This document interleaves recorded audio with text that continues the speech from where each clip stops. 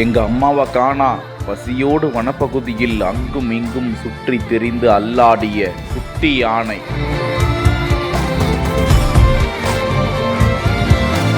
தாயாக மாறிய வனத்துறையினர். தாயை தேடும் பணி தீவிரம்.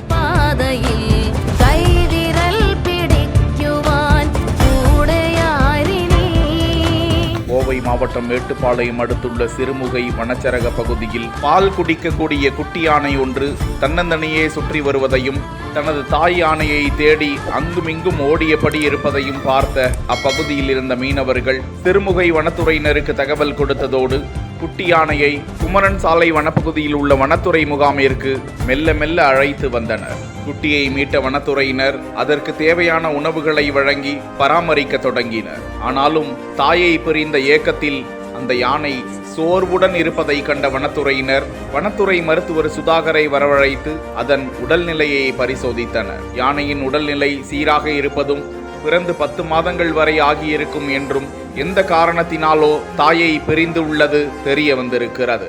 யானையின் சோர்வை போக்க 2 பாட்டில் குளுக்கோஸ் ஏற்றப்பட்டதோடு பழங்கள் மற்றும் சத்தான தீவனங்களை அதற்கு வழங்கி வருகிறார்கள். தற்போது அந்த யானை குட்டி சுறுசுறுப்போடு இருக்கிறது. யானை கண்டறியப்பட்ட இடம் சத்தியமங்கலம் வனப்பகுதியை ஒட்டி உள்ளதால் அப்பகுதியில் பரவலாக தாய் யானையை தேடி வருகிறார்கள்.